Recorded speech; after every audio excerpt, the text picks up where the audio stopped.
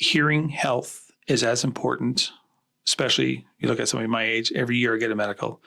Every year I get a hearing test to go along with my medical. It's part of the head to toe philosophy. We tend to check the eyes, check the throat, check the limbs, check the heart, check everything, but we don't check our hearing, and it needs to be done. So make it part of your follow-up routine with your doctor.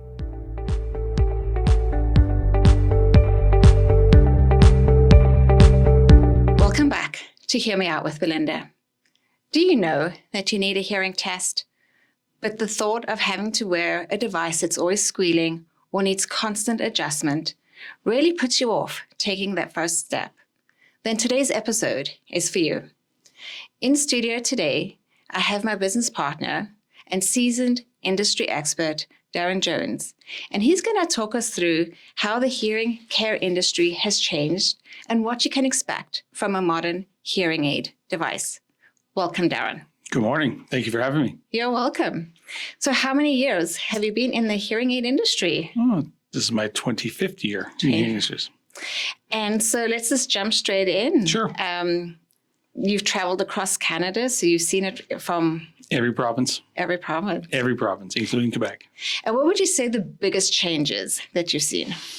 The biggest change, I would say, prior to me coming to the industry, the biggest change was somebody taking the behind the ear hearing aid, putting it into a shell and putting it inside the ear. That was the fundamental first big change that happened in the industry.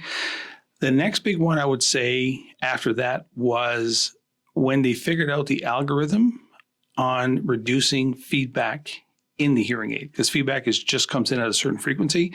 So once they figured out it was an algorithmic change that needed to be done as opposed to a microphone change, and learning how to reverse phase that noise that comes in. And the funny part is that people don't hear hearing aids squealing anymore, but they actually still do squeal, but just caught so quickly that nobody notices anymore. It's just a reverse phase cancellation effect. And then from that point on, I was actually in the industry when that happened. And then the next big step was when RICs came out, when the receiver and canals came out. That was the next big change, because in the beginning, custom hearing aids represented 85 to 86% of the business. The other 15% were BTEs, but they were the older BTEs with the bigger BTEs. RICs came out and actually fundamentally shifted the whole thing. So now custom hearing aids are not a thing in the past, but very small part of the business, where RICs are have the lion's share of the business, and not just in Canada, in the US. We're seeing that all over the world. Wow. I don't even know what to say. I thought we were going to be starting with those door-to-door salesmen, in the 1970s that had a vacuum cleaner in one hand and a hearing aid in the other. I got a few stories about those too. And they would knock on the door. But I think maybe just to unpack it for the listeners. So, a custom is we refer to it as a CIC, which is a, custom in the canal product with a receiver in the canal, being those ones that are more modern, behind the ear. And then the BTEs, which would be the bigger versions and more traditional ones that I think a lot of people think of still, which are made, but they are made, as we know, for the people that have more of a significant hearing loss. Well, if you want to go back to that point, I can go back to that point. When I first started, they don't exist anymore. Some of them are still around because they've been around forever. There were people that in each province grandfathered the hearing care professional in, and they were that person that were selling. I speak of. I know myself out of a gentleman out of New Brunswick is no longer in the business, and two gentlemen out of Quebec, also no longer in the business, that were grandfathered into the hearing care licensing when everybody became licensed. And they did start off door to door selling hearing aids from the back of the car. And at the time was just BTEs, and it was a quick fit, battery on, the test. But if you want to go back further, when I first started, hearing aids were programmed with a screwdriver and trim pots. Yes. There was no such thing as a computer hooking up to a hearing aid and giving you the modern device we have today. It was essentially, I remember being a sales support for two audiologists, one out of Quebec and one out of Nova Scotia or Eastern Canada. And they taught me what trim pots were. And I said, I wanted to learn because being sales support, I wanted to be the person who could answer that question. And what it was is essentially just you turn turn the dial. Every hearing care professional had a screwdriver in their pocket, literally a small screwdriver, and he would go, ba, ba, ba, ba, ba. How's that? How's that? How's that? So the fun part is that I got to learn the idiosyncrasies of what it does, knee points, compression ratios, and stuff like that, way back when you still had access to doing knee point compression ratios. I'm not going to get too technical and all that stuff there, but also seeing the progression with software being developed. And now it's taken out of the hearing care professional's hands, and now the software does it for you based on the input you put in from a hearing test. So I've been around long enough to know that I've seen the trim pot, I've seen the first digital hearing aid, and to see what they are today as well and what they can do for you today. Yeah, I know when I started in the industry 17 years, I only saw two actually come into the clinic, and the hearing care professional had to make the adjustments with the screwdriver. So I think they were a little bit older, obviously, at that time. Absolutely. But he was still able to make the adjustments for the client. But I think those ones, they were linear devices, right? So just talk through to our viewers, a linear means most of the frequency were amplified, or would you disagree? I would say in the beginning, they were linear. They had a certain fitting formula associated to them. And eventually they went over to a wide dynamic compression ratio range. That now I'm getting way technical right now. So what does that mean, like to our viewers? Wide dynamic compression ratio meant that you had more capacity to change some compression ratios, which you actually had to control. So compression ratio would basically be the sounds would go to a certain level, and then the hearing aid would then say, okay, above this decibel level, we compress it. So then when you had that hearing, that became sort of the first ones where it gave, as opposed to amplifying everything, you can start to really amplify different things. And the compression ratio, basically, we set it over, we found out what your uncomfortable level was, and then we went to there. And as soon as it got to that uncomfortable level, the hearing aid actually attenuated sound after that. Mm-hmm. So now we see that technology today, even though it's called digital technology, in devices for shooting guns and loud noises. That's what's fundamentally being used, is that formula there. So it sounds like there's a lot of, I think I know as well, there's been a lot of changes and advancements, and the modern hearing aids are not the same as what we purchased years ago, because there's been a lot of investment into the development and research of it. Do you think that is, because I get a lot of people still in the clinic saying, it doesn't cost, several $1,000s to build a hearing aid. But I think what they're forgetting is exactly what you're talking about. It's all the technical side of things. It's the research and development that's going into the product to help them hear better. And that's actually part of, a lot of what they're paying for. A lot. That's one aspect of it. You're right. Being on the manufacturer side for 15 years prior to coming over to the Hear Right Canada side, I did get that. Every time I went to a show to support a customer of mine, I would get that. Well, it only costs you so much, because Marketplace did a great story on that. And you are right. However, being on the manufacturer side, if you see what the research and development budget is for these products to make them better, faster, back in let's go back to the early 2000s, there was more technology in the hearing aid at that point. Let's go back, not even that far. Let's go back to 2016. There's more technology in the hearing aid at that point than there was that went up into space in '69 with the spaceship. Just think, and it's in your ear. Just imagine that stuff there. And we also forget the other component. We always, pick on the manufacturing side, but we also forget the hearing care professional who has to get licensed, kept up. Their license has to be validated every year. They have to go through continuing education programs. They have to be on top of what's going on with technology. And at the end of the day, they're the person you come back to when you have any problems. So consultations and so on and so forth plays a big role in that.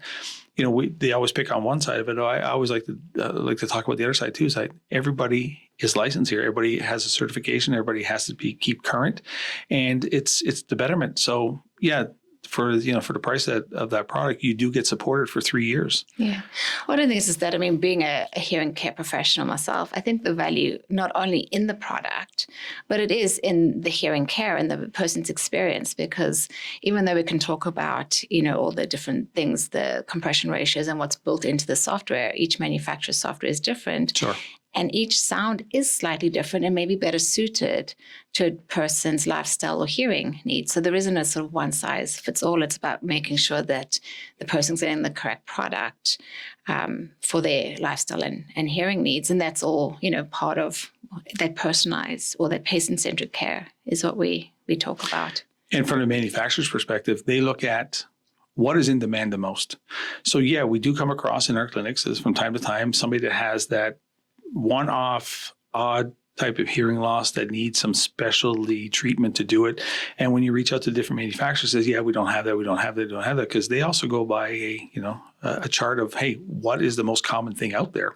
Yeah. And when you get into that there, they tend to forget that what the hearing professional does for you on a day-to-day basis is also important, because they do that research for you. They find you that perfect thing. And yes, you're right. They also set the realistic expectations of what a hearing aid will do. Back in Ontario, I do a show once a month on a radio station called Ask the Expert. And it's always a little bit of, oh my gosh, it's an open line. So I don't know what questions are coming in. And this is, I've been doing that for 4 months.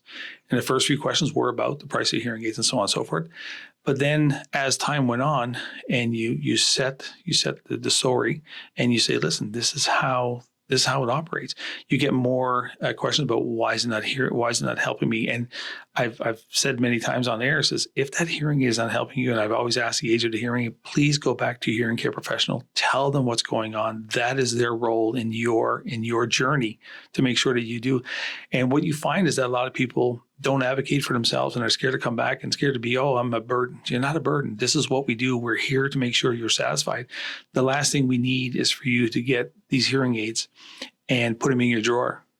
And it doesn't do anybody a great service, because you got them and you go, well, they're in my drawer. Well, I don't want your friends to know they're in your drawer. And so it's very important that you keep that open dialogue with your hearing care professional. It's very important. Yeah. I think also just going back to also selecting your hearing care professional and making sure that you're comfortable with them, because there are a lot of options, right? So there's not just different premium manufacturers. There's different technology levels which have different price points. And obviously your premium hearing aids are going to be your most expensive hearing aids, but they're also going to be able to give you what we call the most, noise reduction and speech enhancement to hear in those crowds or restaurant gatherings. And so if you're somebody that has a difficult, what we call, signal to noise ratio hearing loss, and you don't want to invest or don't have the funds to invest in that premium hearing aid that is really going to be able to help you, you need to know that there is a limitation on how much. Yes, that hearing aid is going to offer benefit and it's going to improve your quality of life. But when you're out in those certain situations, it's limited in how much it can help you. So I think just going back to expectations, that rehabilitation process of the auditory system, there's value, once again, not just in the hearing aid, but understanding the hearing aid, the technology, and then helping the person through it.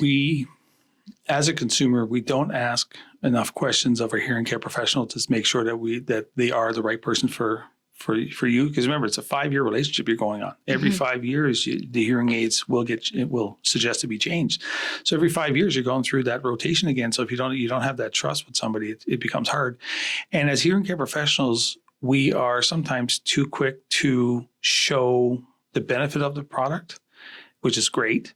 But we don't talk about what it can't do for them and what realistic expectations we set. I spend time in clinics. I do go in from time to time when some clinicians are not there, they're on vacation or something like that. And I act as that person. But I tell them, give me the problems. Let me see the people that are coming in with issues and what's going on. And the first thing I always said is a realistic expectation. I say, well, sir, madam, your expectations are set at a level of 5 on a scale of 1 to 5, but you decide to select the hearing aid on a level 1. So let's go down to the realistic expectations of what we can do with the product you have. Yeah. And then be fair, be kind, and make them understand. Are they all going, oh my God? Listen, today's hearing aid, whether this is a big change from when I first started repping, the sound quality of the product, whether it's entry level to high end, is fantastic. Mm-hmm. You won't see a fundamental difference in that sound quality. Where you see the difference is when you start to go out into the real world. And at the different levels of technology you have, if you don't select the right one for your lifestyle, it will become a not so fun thing to do. So when we ask the questions, it's not to, in my world, upsell you. When we ask the questions, is to set the realistic expectations of what you want. And, I used to do this when I did open houses when I was a rep. I used to come into a clinic like yourself, and I was the hearing expert because I represented the hearing aid. And I would get the audiogram. You do the hearing test. You give me the audiogram. I put it into the system, program the hearing aid to that loss, and put it on the person and say, hey, what do you think? Now, of course, I always bought the top of the line product, but the top of the line product allowed me to down adjust things. I could turn things off, turn things on. And when somebody would tell me I didn't hear a difference, I would turn off the hearing aid and have a conversation with them and just look at their facial expression is what enough like that. So I says, it doesn't matter what level you take. Get amplified. That's a perfect first step. Congratulations on that. And, in our world, the hearing aid world, we offer you 90 days. So within 90 days, you can come back and upgrade it and take it from there. So we don't, that's part of the process that we do. But you have to be realistic to you. You got to wear the hearing aids. And I was also with the manufacturer when they introduced data logging, when the actual hearing aid would tell us as hearing care professionals how much time was actually spent on somebody's ear. And the reason we did that, and that technology there came from, believe it or not, the sleep apnea people. So sleep apnea in the US was a big problem amongst truckers. And the truckers would need to get insurance and so on and so forth. So at the time, all they needed to prove is that they did get diagnosed with sleep apnea and they did have a machine. But what the insurance companies were noticing is that it still wasn't changing much. So then they went back and said, hey, we need somewhere to monitor this. So the sleep apnea machines put in an actual continuous positive airway pressure, and they put in a monitor. So every time you exhaled or inhaled, it actually tracked the time it was doing it and at what ratio. And the reason I know that is because I worked in the CPAP world before I came into the hearing world. So boom, there was a data logging device, and it made it mandatory for people of high risk or high risk jobs had to submit this data to their doctors for verification. Then the hearing aid went, well, why can't we do that? Because people are coming back saying, I'm not seeing the benefit. And we would tell them, you got to wear it 14 hours a day. You got to wear it 12 to 14 hours a day. You won't see a benefit if you wear it 1 hour a day. You won't. Yeah. And you won't see a benefit if you wear it just watching television or just when I go out to the restaurant once a week. You won't see a benefit. So I remember being part of the whole team when the data logging first came in, and the backlash that we got from it. Well, this is not right. It's not about a privacy thing. It's about an adaptation thing. And in order for the product to work properly, we have to make sure that you're using it within the parameters it needs to be used for your brain to relearn the sounds and stuff like that. And, for about, I would say a good 14 months, there was a bunch of pushback, and to a point where data logging did have an on-off feature. Now it's no longer on-off feature. Now it's on. Yeah. However, when we seen the adaptation go up, we seen the people keeping the hearing aids and actually seeing the benefit from it. And the fun part is that we also got to see Mr. Smith, who came in and says, well, Daren, I just sit at home and watch television. That's all I do all day long, which is not a false statement. But also, when we looked into the data analyzing, Mr. Smith forgot to tell us that there's 4 other people in the house, and there's constant speech going on and background noise. And we get back and goes, I thought you said you spent your day watching television, but you're in a noisy environment all day long. What do you mean noisy environment? Says, how many people live in your house? Which questions you don't really ask in clinic. But eventually you get to asking that question and you go, well, I'm here with 4 other people. Oh, well, Mr. Smith, here's why it's not working the way it should work for you. You're focusing on your television while the other people are drowning out the TV, so you can't hear it. So we either go, you upgrade the product to something different that will control the background noise, or you get a TV adapter. Then you just put the TV box in your television so you can just get it streamed to your hearing aids. And that's what the adaptation became. And those are the tools that give us to keep you in the product and to help you adapt to the product. So everybody that presents, I've been doing open houses. I did open houses for 5 years. I've heard it all. I've seen it all. I've had people come in with their arms crossed and I don't see a difference. And I would, look at them and say, well, your face is telling me something different, but it's your call. And they come back and go, okay, yeah, you're right. Or, when you bring in that family member sometimes when typically mail. So if I'm in an office, when I used to do open houses, I would go to the male patients who come in, sometimes a little under the radar. Nobody knew they were coming in. And I would look at them and say, so I know you don't want them. Fair.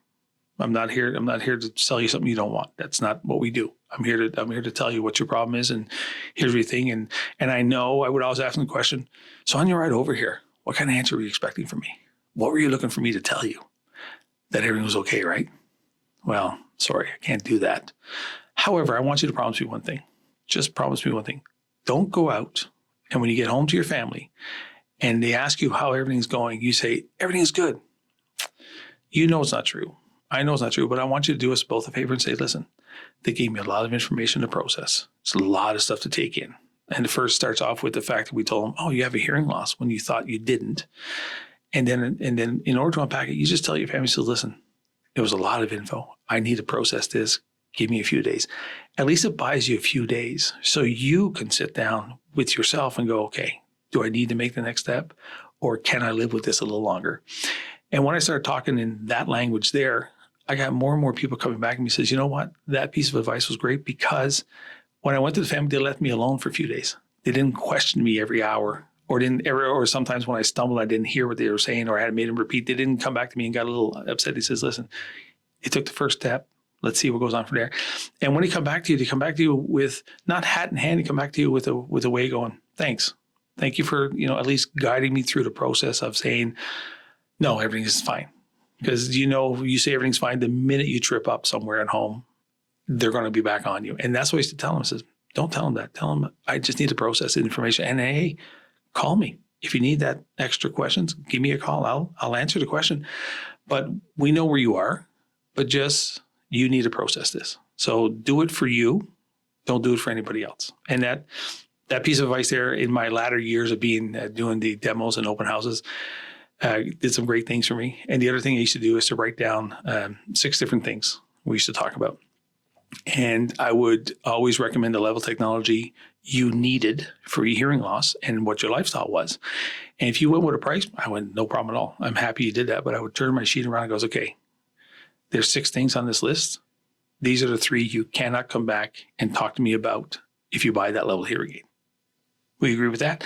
And you go, well, what do you mean? It says, well, this is what it doesn't do. This is what it will do. And I'm setting a realistic expectation. So I will note this in your file. So if you do take the product, congratulations. But when you come back in 2 weeks to complain about it because this didn't work and that didn't work, I remember we talked about that and it's in your file now. It wasn't like, it's like I'm sitting there going, I don't want to give you an out. It's just, I want to be realistic by saying, listen, you made a choice based on budget and that's perfect. There's nothing wrong with that. You got amplified. Congratulations. But don't expect the world based on what we talked about. Yeah.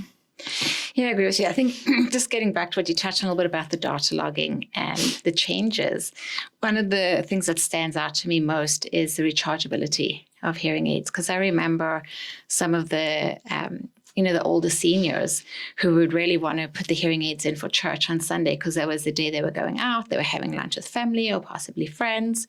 But the problem was they would only be wearing the hearing aids on a Sunday because of the cost of batteries. Some of our seniors are on unlimited funds. And so we know that they don't adjust, right? So not wearing them during the week, they're not adjusted to the environmental sound. So of course, all they're hearing at church or with their family on that Sunday is the environmental noise. So I think one of the bigger changes that I like is the rechargeability. So we're eliminating that additional cost of batteries for some of our clients where it was an obstacle for them to actually wear the hearing aids every day. You're right. The rechargeability it was another big game changer. It did help people get into hearing aids, but yet we still have, because I go across to Canada and touch on every third-party program out there. Believe it or not, there's still third-party programs within this country at different province levels that still do not recommend rechargeable hearing aids. They still do batteries.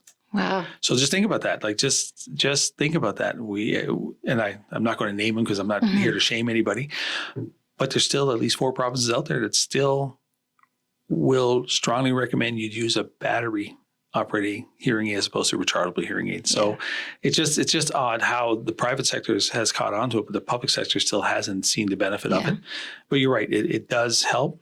But again, if you put them on Sunday and don't put them in a charger next Sunday, still no value to you, right? That's true. Oh, yeah. And going back to the data logging, but I think just removing the obstacles. I'll give you a funny story. Okay. Right here in Alberta, true story. A person went in to get a WCB Alberta product, amputee, one arm gone from the elbow down. They, because of the grid, got recommended, and we're going back, the hearing aids are 3 years old, going back 3 years. The hearing care professional recommended a battery operated hearing aid. I'm going to go back to the fact that, remember, this person has one arm. Changing a battery was a bit of a challenge. But now, they've changed the provisions and stuff like that. Now you do have rechargeable hearing aids, but just think that was the...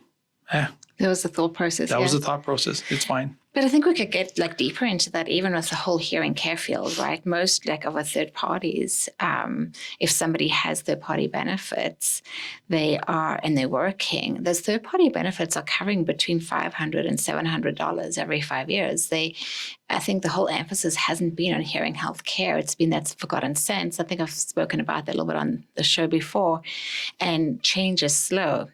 And so the change needs to be made so that they can be, we can prevent all these different things by treating the hearing loss early. So we need to make, hearing aids affordable, for everybody. And so if a person is investing in a third party, health benefit plan, hearing aids should have, a significant amount of coverage for them so that they can get the benefit of it. I can moan about glasses as well, though, to be honest, because I think glasses is very limited coverage on a lot of plans as well. So same thing, though. I think, there's some work to be done in the industry to make things more accessible for everybody. I have the privilege of also having a clinic in Florida. So Florida, from a third-party coverage state, is probably the most aggressive in the U.S. And you do see people coming into our clinic in Miami and have third-party coverage, and there's actually a grid system that they can pick from. Doesn't matter what coverage you have. You come in and say, okay, here's what my plan is, and we actually have access to the plan and say, all right, here's what you can get based on your plan, and it's full hearing aid coverage. Yeah. So you go, all right, so they pay a premium, yes, but they do see hearing care as a fundamental, something that should be addressed and taken care of. So it's quite interesting to see that down there on their private third parties, they are getting there. They're getting it full coverage. They're getting good hearing aids. They're getting application. In some cases, they can't upgrade. In some cases, people don't want to, but they're still getting the product, and it's quite interesting to see. Yeah. I think the biggest takeaway that I'd like to leave the viewers with today is the changes, right? A modern hearing aid is really a digital device. It's a little computer. It's a hearing healthcare device. There's a lot of research and development going into it. So don't be afraid, to come in and get tested. There's a huge variety out there. Work with your hearing care professional to make sure you're getting the one. And, work with someone. I'd even go as far as to say work with a hearing care professional that can offer you a couple of options, because I certainly don't believe that there's a perfect product or perfect manufacturer out there. It's the perfect one for the individual that's coming to you for their hearing care needs. And so, shop around, make sure you've got some options, make sure you've tried a couple of products that you're comfortable, and make the best selection for you at the time. And I'll give you a personal note on that. My hearing loss is good. I don't have a hearing loss. My hearing is good. Been in the industry for 25 years. I do have a set of hearing aids in my bag that I do cheat in restaurants with. I put them in just to take away the background noise. And people go, do you have a hearing loss? No, I'm just cheating a little bit because I'm in the industry and I do that. And so it's hearing health. It is. It's hearing health. And even tinnitus, right? We have people with normal hearing that can benefit from hearing devices because they can play some masking noise. And I'm not going to get into how the whole tinnitus works, but it's exactly that, right? They can help you. You can listen to your podcasts, your music, help you hear better in a restaurant, even with normal hearing. Don't be afraid to reach out to someone, your local hearing clinic, and see how they can help you. And the devices have changed. Yeah. Ask questions. Don't be afraid to ask questions. Yeah. Right. Is there anything else you'd like to leave the viewers with before we wrap up for today? Yes. I would say that hearing health is as important, especially you look at somebody my age, every year I get a medical. Every year I get a hearing test to go along with my medical. It's part of the head to toe philosophy. We tend to check the eyes, check the throat, check the limbs, check the heart, check everything, but we don't check our hearing, and it needs to be done. So make it part of your follow-up routine with your doctor. Yeah, so going back to viewers there, our hearing aids have changed. Don't be afraid to go into your local hearing clinic, get a hearing test, see what options are available, and we look forward to chatting with you soon. Thank you, Belinda. Thank you.